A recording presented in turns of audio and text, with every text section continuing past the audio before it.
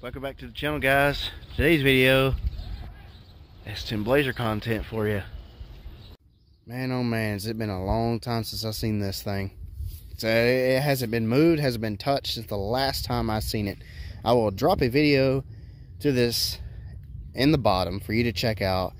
Tried to bring this thing home 2 years ago. This is a 1994 Chevrolet S10 Blazer. It's actually a GMC Jimmy, but it's four-wheel drive, 4.3 with the spider injection 4.3 Vortec. I don't like, not a fan of them. But anyway, it had been sitting for, I think it was around 4 years. The last time that I revived this thing, got it running, got it kind of driving, and then we had some major problems that put a setback on it, and so we had to park it until now.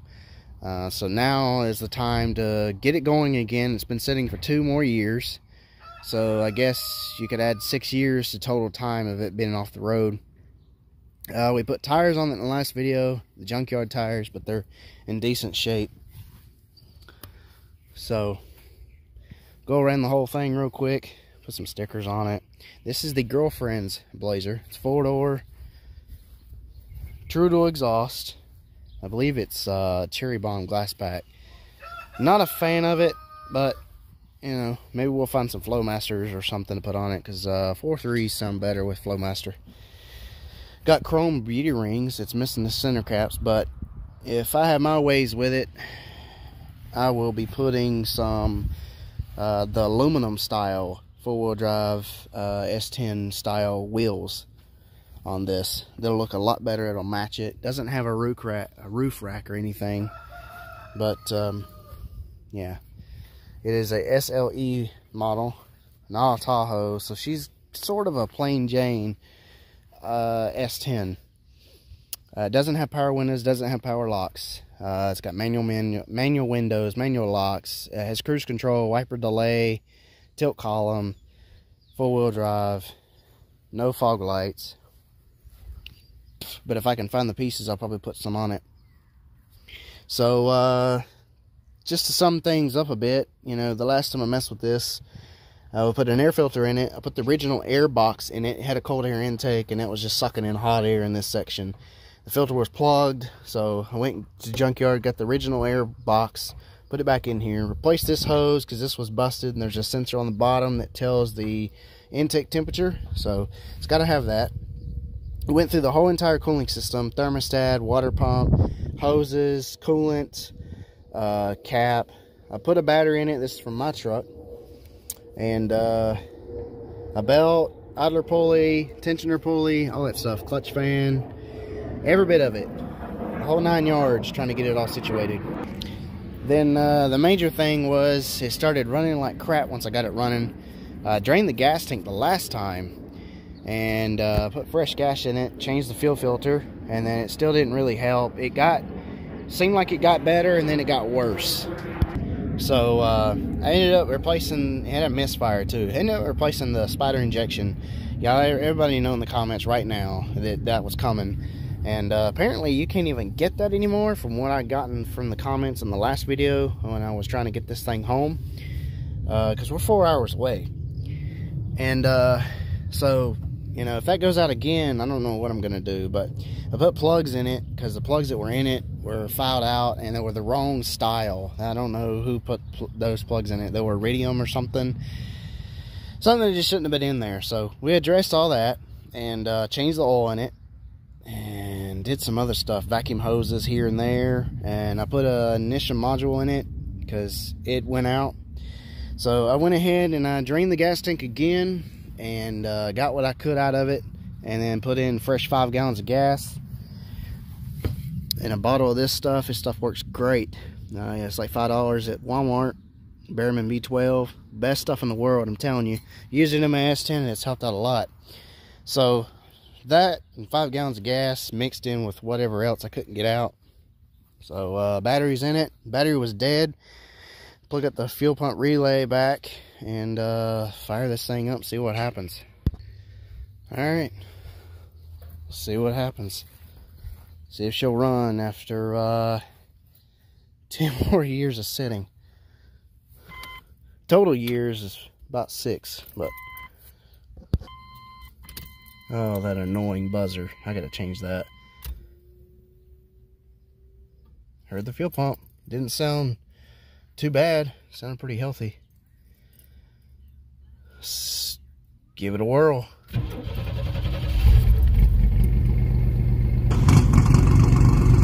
No smoke.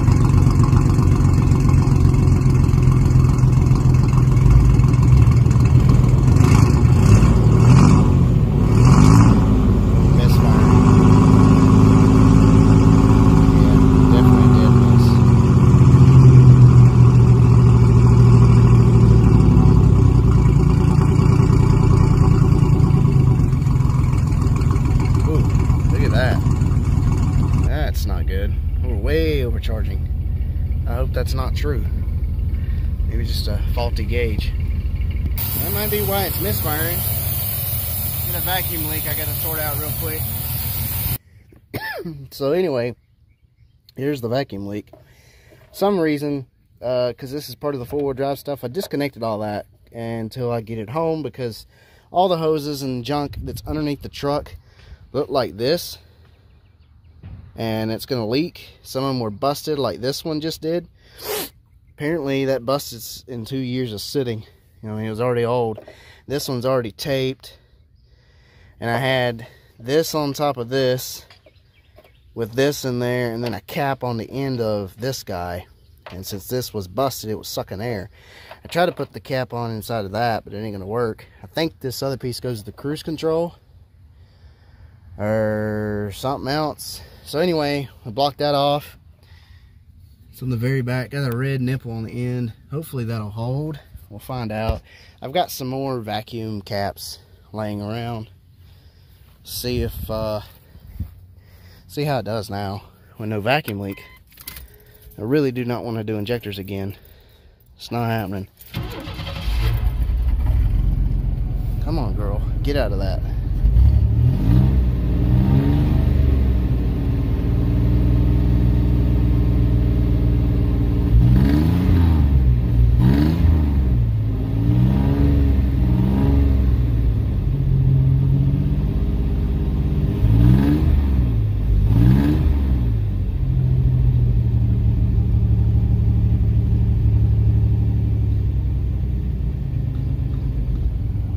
Only way to tell and really get it out is put some mileage on it. Take it down the road and just give it the whole entire Italian tune-up, as they call it. Yeah, this side's misfiring. There's one thing about True Dual exhaust is you can tell which bank it's at. So it's the passenger side again. Actually, I think the driver's side was the issue last time, and it's doing fine. We cut it off. See if there's a bad plug wire, or maybe one of them fell off or got chewed since the last time I was here. Who knows? Could have been a rat for all I know. Alright guys, back on the Blazer again. It's like day 2, day 3 now. And I have to keep fighting with really bad storms and weather down here. It's done nothing but pour down rain, thunder, lightning, even hail damage. But luckily, no damage to the windows, what I could tell. So, the body, I went ahead and washed the whole entire Blazer a few days ago.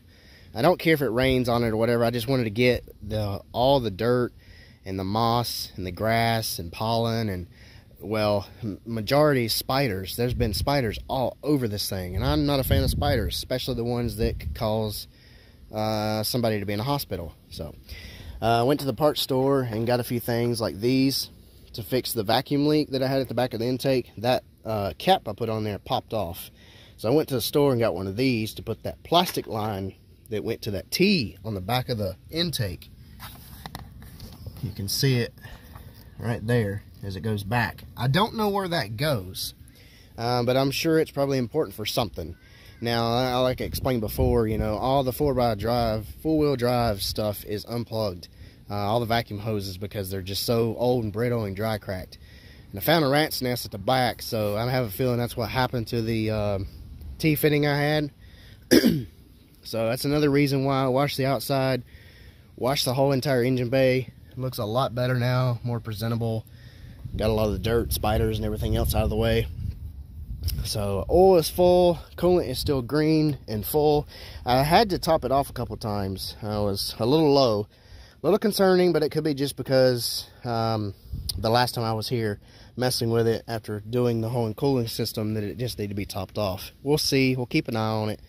The ABS is hooked up with alligator clips for right now. I want to see if this works. I don't know if this wire is going to be thick enough to carry current flow to make the ABS pump work.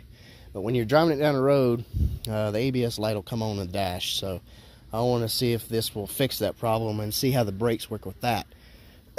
But she's a lot cleaner now. No more dirt, green junk all over it. Looking a lot better. And one most important thing is it's got a tag on it. It is legal now. Tag and insurance is good to go. So I did check fuel pressure with it key on, engine off, about 50 to 60 psi. It was real close. With the engine running about 50 psi, and if you rev it up, it goes straight to 60. So it has all the fuel pressure that it needs to have. I don't think there's a problem there at all. Yeah, I really don't. I don't think that's my problem. The glass is clean. I mean, the whole back of it was just disgusting with green moss. But tires look good. I cleaned those up. The tires, the wheels, looks more presentable. You know, you want to make something that looks good going on the highway, because that'll keep the black and white off your butt. So I did a little Italian tune-up the other day as well, and ended up having to do it in the pouring rain. That sucked. But one of my headlights is out low beam. I got to get one of those. Might as well just get both. I think they're like 10 bucks a piece, so you can't see snot out of them. They suck at night.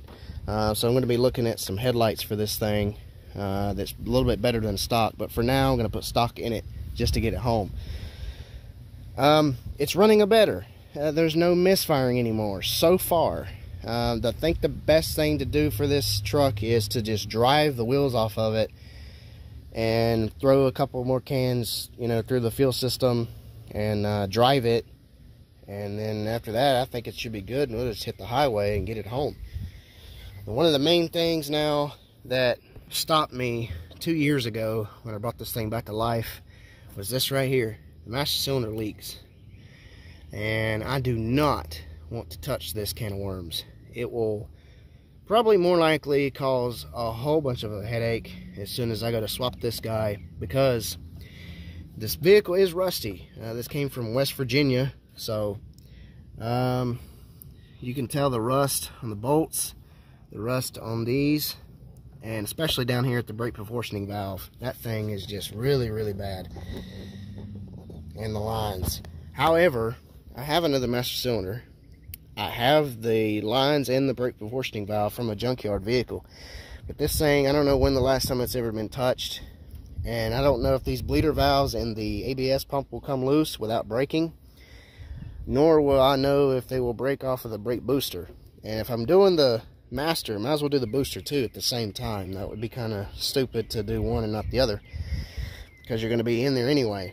So if I can, you know, we're going to be taking this on the interstate 70 miles an hour, stay in the right hand lane, do the speed limit, and stay out of, you know, towns and stuff, and stay back farther away from people, and should just do just fine. I'll top it off and just see how it does. We'll drive it around a few days, make sure she's good, dial it in, and probably just hit the highway and get it back home. Hopefully, cross your fingers that there's no issues, especially from the spider injection system. Something else too, this here, I found out it's either the steering gearbox or the rag joint. One of the two is shot, and I don't have really the time nor the tools yet to fix that. I don't believe you can get a new rag joint. My best thought is to go get a Jeep steering shaft and just swap it and be done. That's what I did on my truck, and it's just a whole lot better setup versus what these came with factory. And if it's the gearbox, well, you know, really and truly, I just don't have time. It's four-wheel drive, so it's a lot more complicated. and I'm limited on, you know, I don't have jack, I don't have a stands, I'm in grass, so it is what it is. Just gonna have to wing it.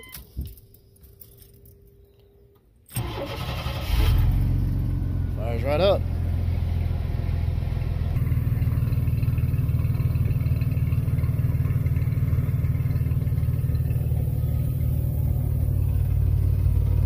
Running on all 6 now. Sitting just does not do good for any vehicle. And I also added another 5 gallons worth of gas in it, so it has 10 gallons total fresh. But this gas gauge is off. The other day I caught it going up and down while sitting still. So something's wrong with the cluster or what's in the tank. My charging system's off, and I think the oil pressure gauge is off. But as long as it ain't knocking, ticking, smoking, it should be good to go. Take it to the gas station and top it off and see how much it takes. Then I'll know for sure and keep up with the mileage. See what it'll do.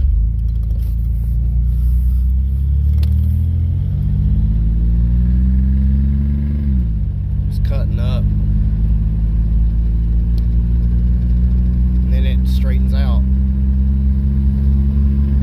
There it goes. Come on. Get out of it. I got it to the floor and it ain't moving. There it goes.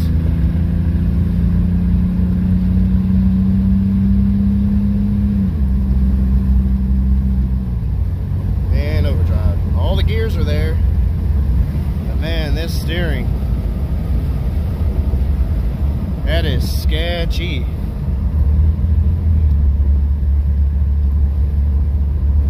can see the gas gauge moving up and down. Getting up to temperature now. Anti-light brake light come on, so I guess what I did is not good enough.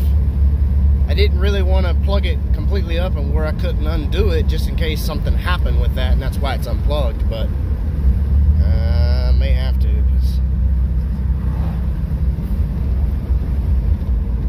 doing a lot better now. The driver's side engine mount shot. Yeah, idle was awful low, and I don't know if the CPI 4.3s are supposed to do that, but I can't even really hear it when it sits still, even in park or drive. I feel it, but don't really hear it. Shift's good. Of course, it's had a rebuilt transmission in its life. Oil pressure's a little lower than what I want, but it is what it is.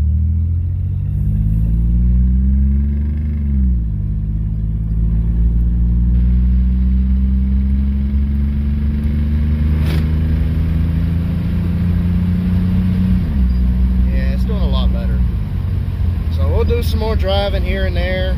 I got a few more days before heading out, so do some more checks over this thing, top to bottom, front to back, make sure it's golden, all the lights and bells and whistles work, and fix that daggum light if I can, and go from there. Other than that, doing good. Not bad for a 37-year-old vehicle. Been sitting for almost 6 years. Well, update on the S10 Blazer. We've put 317 miles on it now. I've taken it to the beach, which there's a beach down here where I'm at. It's about an hour and a half, something like that away. And so far it's done pretty dang good. I'm actually impressed. It still wants to cut up when you first take off from a dead stop. Sometimes, doesn't do it all the time, and then sometimes it does do it all the time. So it's kind of a hit and miss type of thing that you can't really track down what's going on with it. You come to a stop or you go to restart it after you've went somewhere, and the whole Blazer wants to act up at idle, stuttering, bucking, popping through the intake, not running right, not wanting to stay idling right. I've got it probably narrowed down to an idle air control valve that's shot. I really don't know. Picked up some stuff from the junkyard, and we'll see. I've ordered a new idle air control valve. It should be here tomorrow. We'll see how that goes, but I don't know. I'm pretty confident it now that it's going to make it. As long as you're doing a steady speed, like 55, 45, whatever, and you get on it, or you're just doing a steady speed down the highway, it's fine. But when you go to take off from a dead stop, sometimes it just does not want to go. It falls on its face. And then you can feel it like open itself up, like as if, for instance, if you got asthma, like I do, well then you would know what I'm trying to explain. It's kind of like that. It doesn't want to go, like the airways are closed up, and then it all of a sudden just goes. Like right now, it's got all the power.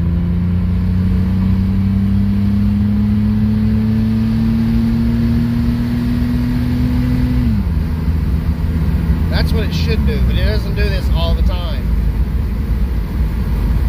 Rotated the tires, put it on a friend of a friend's lift, and greased the whole front end, and rotated the tires because I had a shimmy shake in the front end on the driver's side, but it didn't really change it. Sometimes it's doing it, sometimes it's don't. I think it has a problem with maybe the brake caliper or the brake hose wanting to not release, but other than that, it's doing fine. And the next thing I want to fix before making a 4-hour trip home, if possible, is shocks. The shocks on this thing are worn out bad, and I'm not exaggerating. This thing feels like you've got hydraulics in the rear of the truck, or you have like you're on top of a trampoline or a bouncy house. The whole back of the truck, every time I hit a dimple in the road, as you can see my hands moving up and down, that's not me, that's the truck doing it. The whole entire time. Any dip in the road, any kind of, like, especially if you're going on the highway and you meet the bridge, that thing, when it hits that, the front end does fine. It's a little bouncy, but the rear end just up and down, up and down, up and down, like it's just sitting on springs and nothing else. The shocks themselves in the rear are shot.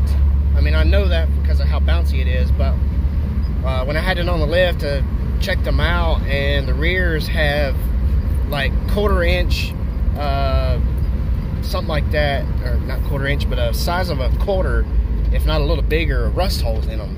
So they're destroyed. They need to be replaced. And because I have back issues with my disc, I'm gonna have to put shocks on it before I at least take it back home. There's just no way. So next thing is getting shocks. I got them ordered. They should be here in a couple days. We'll see how far that goes. But other than that, besides the little cut up issues here and there, and me fiddling with it, trying to figure out what else I could do to make it run better, it's doing great. So far it hasn't let me down. So stay tuned for another update. Hopefully we'll get the shocks and the auto control valve put on it. Maybe that'll fix a lot of the problems. Alright guys, back on the Blazer some more, and another update for you. This thing's running like crap again, and I got stuck at Walmart yesterday. Luckily I got it back to this house, but it ain't doing great. And it was misfiring again on the passenger side, true to exhaust, so you can tell which side it is. I don't know which cylinder it is, but I know it's this side. I got it, took it to the parking lot, turned it off, let it sit for an hour, fired it back up, still misfiring. It would rev up fine, but it's still dead misfire. Got it on the interstate, got it back here, parked it, and the misfire went away when I got back here, but still wasn't running smooth. And I just got gas not long ago, coming back from the beach a few days ago, so I'm wondering if I either got bad gas or whatever's in the bottom of the tank is finally mixing around after driving it so many miles. I really don't know. This is a kind of a cannonball of what could it be now type of thing. And I've got a few days left just before I gotta leave, and now it's starting to act up again. It's been fine until now. So been to the junkyard. I got an EGR valve. It looks kind of new. I'm gonna clean it, and it works. I'm gonna clean it, install this, take that one out, and I got a new ignition coil to put on it. So I did an ohm test on that, The old one is the same as this one. That's the ohms. And the old one tested a little different than the new one for that part. But if you took the old one and you banged on it, like on the side or whatever, or you tipped it upside down or whatever, the ohms would change. So I think there's something wrong with this one when it gets hot, and that's where my problems are with running and everything. So anyway, it was like $25, and I'm to the point where I just want it done. I want it fixed. So got one of those, and wanted to get a distributor. The distributor, a little rusty. I don't know if this little silver piece around it is supposed to move like this or not, but I really don't know. The cap looks fine. Cap don't look horrible. It's got some corrosion on the pins, but I mean, it's not even deep. Like, I don't feel a groove in them when I rub them. So, and the cap don't look that old. The rotor button, what did I do with that? It's somewhere around here somewhere. It looks a little worn. But not only that, I've got a brand new idle air control valve to put in it. I got that from, it finally came from Rock Auto. Then I got shocks for it today for the rear only. There's some knockoff brands. Sin's the name.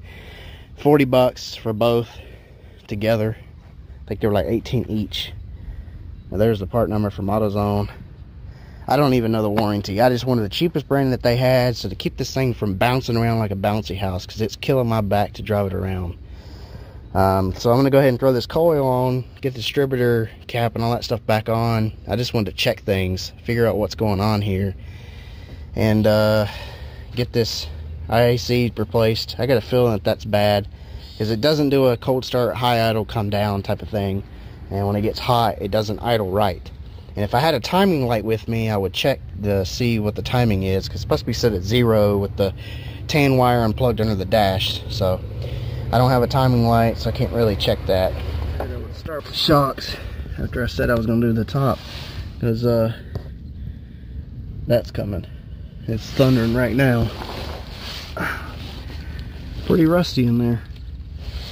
This one has a hole in it, so it's shot.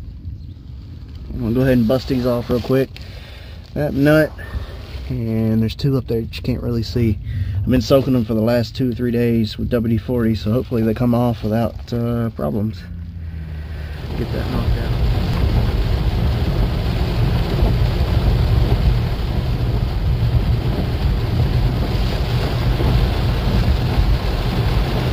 Well, next day, after all that mess that I had to go through yesterday, shocks are done. I told you it had about a quarter size hole in it. Look at that. Nothing. It's junk. And it doesn't come back up. So yeah, that was the problems all along. So I got the shocks knocked out literally right before it started pouring rain. Right after the last clip that y'all seen. 20 minutes later, bam, rain. Thunderstorm, lightning, everything. So cutting down the days of how much time I have left to get this squared away. So I went ahead and pulled the upper intake back off. Something just kept nugging at me to do that, and the intake valley is like wet, you know, and I was like, oh no, you know, bad regulator or something like that. But no, it's oil.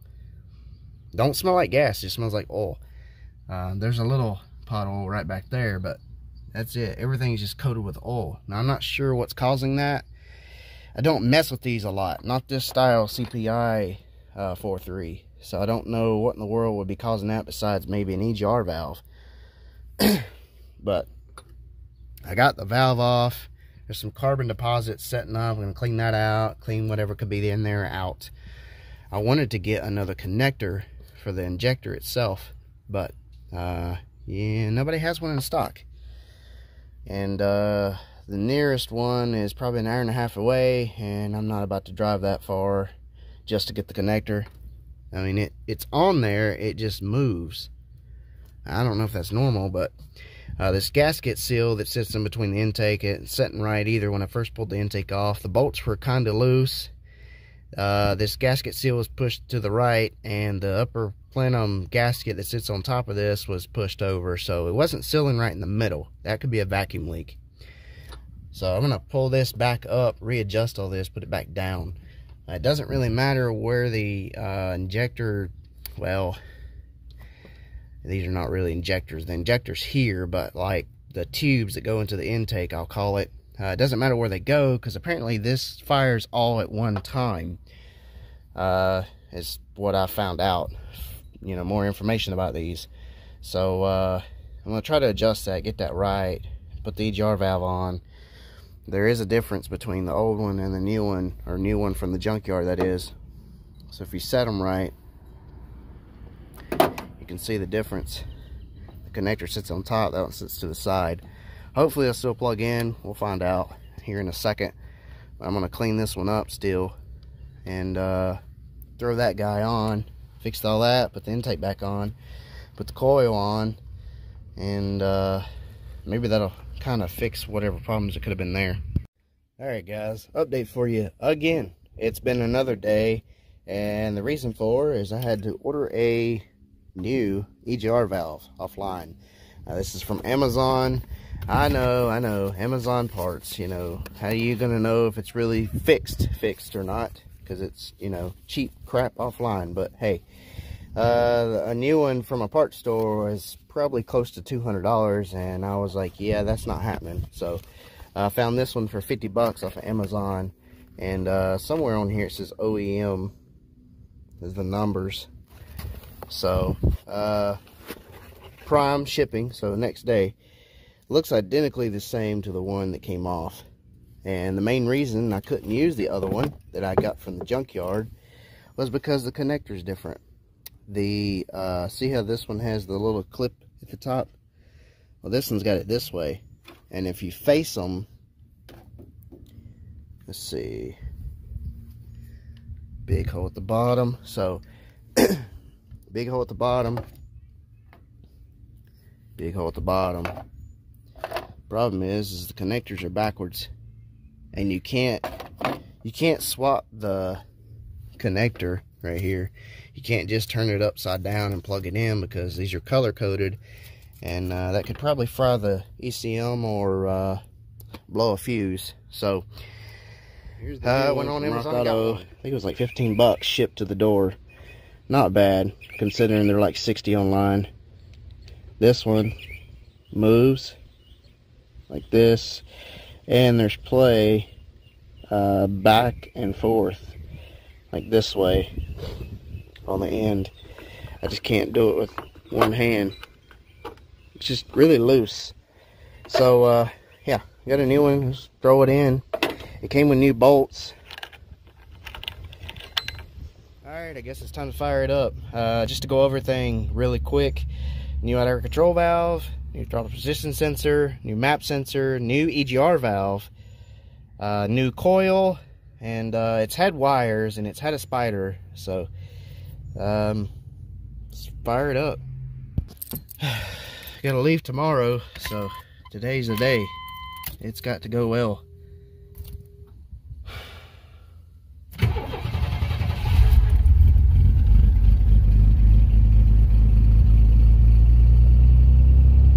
Hey, it's idling up.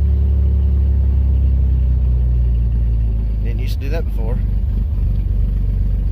It's probably going to run rough for a little bit because I've cleaned and changed so much stuff, but the battery's been reset, so I'm going to do a drive cycle now and see how it does.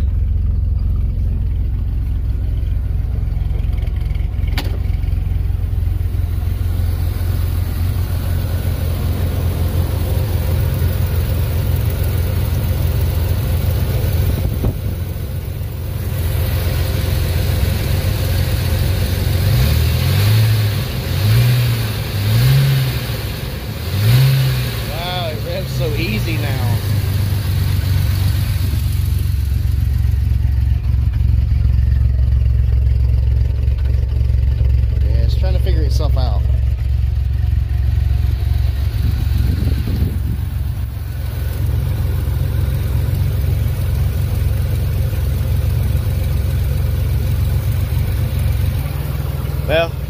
running for 10 minutes or so. It's starting to heat up a bit.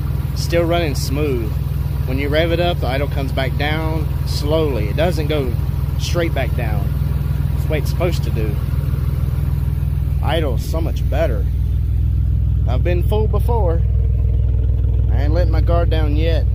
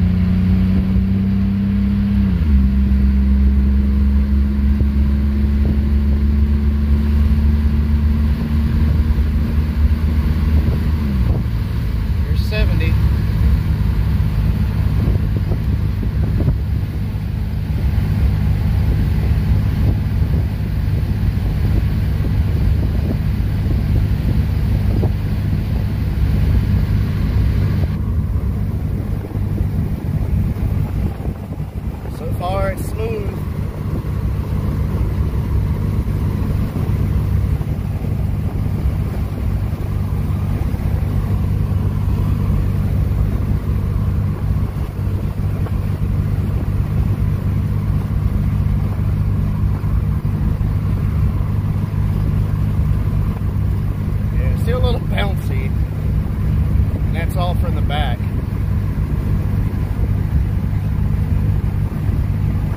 I don't know. Time will tell. 50 miles on it now. 450.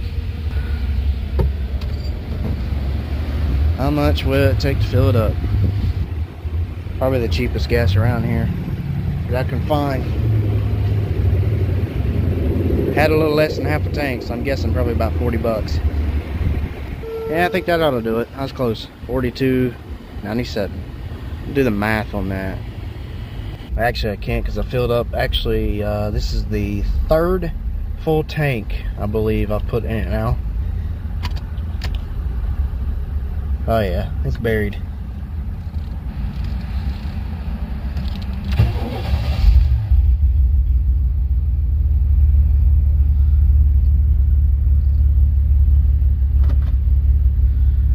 Reset it, see how many miles per gallon I get, and looking forward to early in the morning and heading out. Just like that, it's time to hit the road. Today's the day. There's no more this, that, and the other.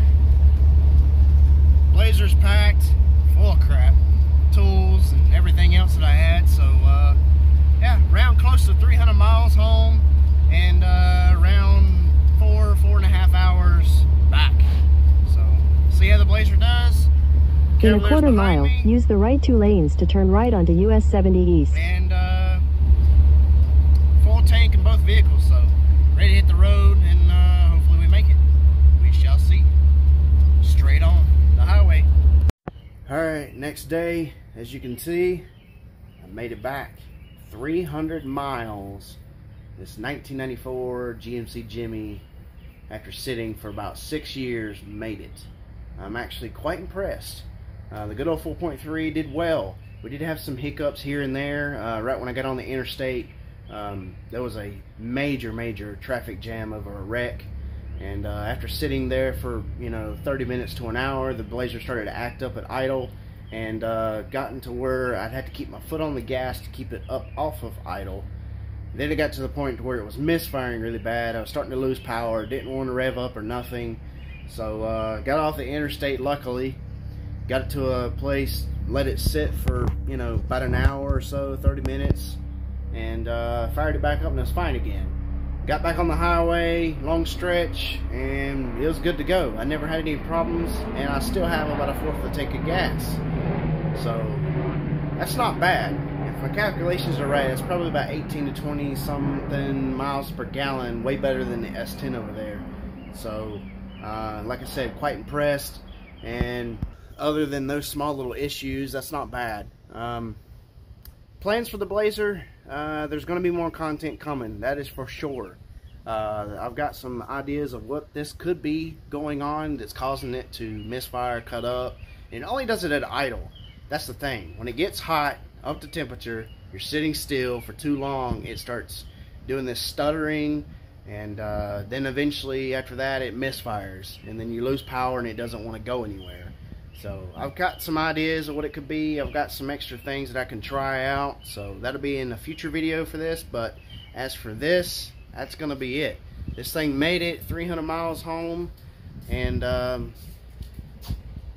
you know, I'm very disappointed in the video that I had recorded getting this home, because I used another phone that I have, that I used to have to record videos with, and it's one of the reasons why I don't use it anymore. But I lost all the footage that I had from right after you seen the last clip of me heading out, you know, to hit the highway. I lost everything in between from leaving to here, and I had all that on another phone because I can't use this one. This is my main phone, you know, to call and talk on and use GPS to get back here. So there needs to be future plans of figuring out what I'm going to do if I'm going to start doing things like this on long trips or whatever, of reviving things and bringing them home, that I need to find another camera and do that type of thing, because that just really sucks. I'm sorry about that. There's nothing I can really do. Don't know what happened. You know, that's, like I said, one of the reasons why I don't use that phone anymore. So, but at least we made it without any major problems. You know, like I said, still fourth for the tank of gas. That's not bad. And there's, you know, a lot more plans for this thing still left to do. I can't wait to get started on that. But as for now, I have other projects in the way that has to be done first. So until then, this is going to be sitting on the back burner just for a little bit longer until I get time to get to it. Because I'm sure it's not going to like stop and go traffic being down here where I live at. Everything's a lot closer than where it was where I got this from. So, and that's the main problems, is it acts up with stop and go traffic or sitting still too long. So it's got a power steering leak. The steering needs to be fixed. The brakes need to be addressed. And the running issues solved. And some other few things here and there. But as for that, it made it home. So I think I'm going to call it at that. I'm really impressed with it. Actually, really am. Something that sat for this long, a little rusty, crusty, and new shocks in the rear. That helped a lot on the back. So comment below in the bleep block box and let me know what you think about this, and what you might want to see on it. Like, share, subscribe, and as always, guys, I will catch you in the next one later. Thanks for watching. Hope you enjoyed it as much as I did getting this thing home. Catch you in the next one. Real quick, I just want to note this at the very end of the video. This thing did not use one drop of oil. It is still full right at the mark. Doesn't smoke, doesn't burn it, doesn't even leak it. For as many miles as on it and how long it sat. Coolant's still full. And I didn't even touch the brake fluid and it's still kind of full. So I'm quite impressed. See how it fires up after that long drive.